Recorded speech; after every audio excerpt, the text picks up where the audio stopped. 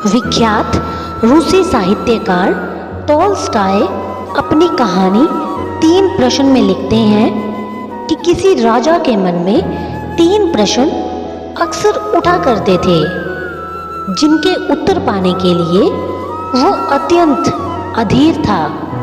इसलिए उसने अपने राज्य मंत्री से परामर्श किया और अपने सभासदों की एक बैठक बुलाई। राजा ने उस सभा में जो उसके 3 प्रश्न थे वो सबके सम्मुख रखे। उसके प्रश्न थे, सबसे महत्वपूर्ण कार्य क्या होता है?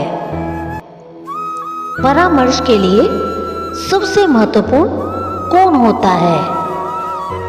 किसी भी निश्चित कार्य को करने का महत्वपूर्ण समय कौन सा होता है?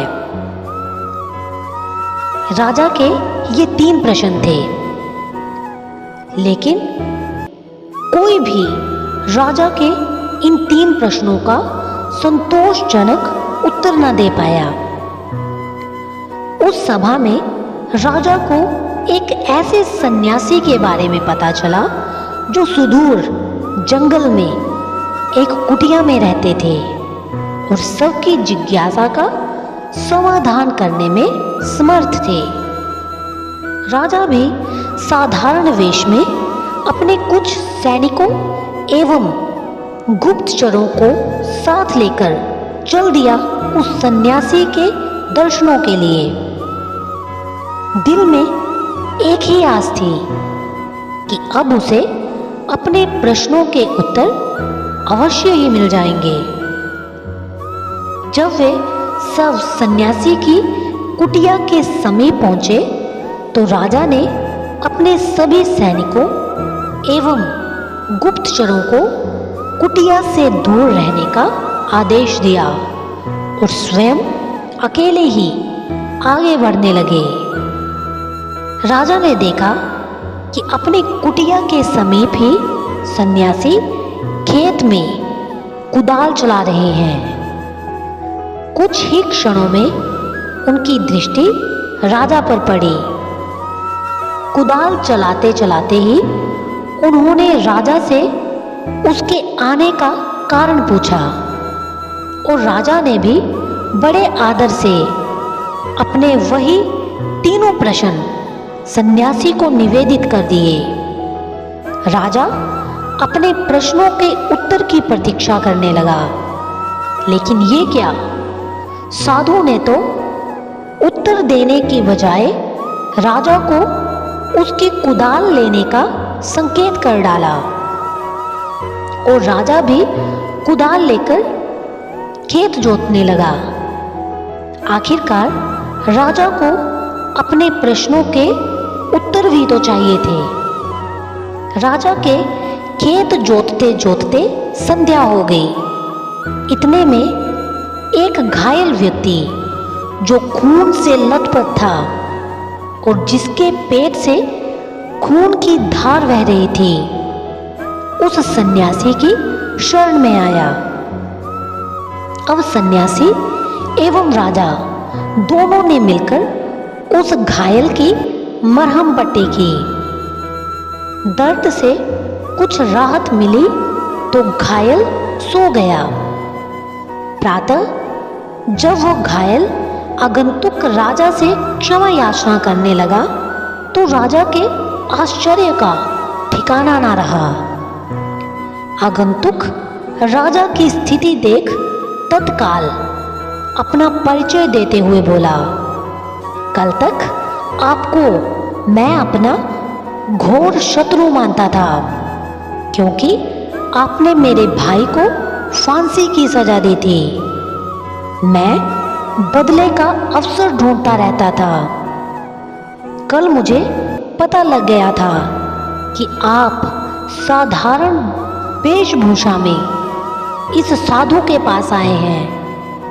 आपको मारने के उद्देश्य से मैं यहाँ आया था और एक झाड़ी के पीछे छिपकर बैठा था, लेकिन आपके गुप्तचर मुझे पहचान गए और घातक हथियारों से मुझे चोट पहुंचाई, लेकिन आपने अपना शत्रु होने के बावजूद भी मेरे प्राणों की रक्षा की।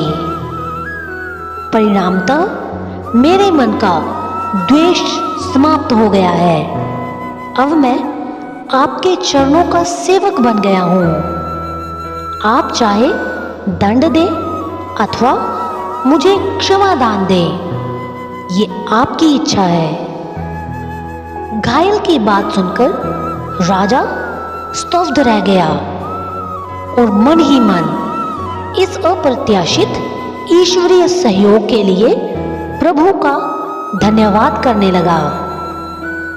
सन्यासी मुस्कुराया और राजा से कहने लगा, राजन, क्या अभी भी आपको अपने प्रश्नों के उत्तर नहीं मिले?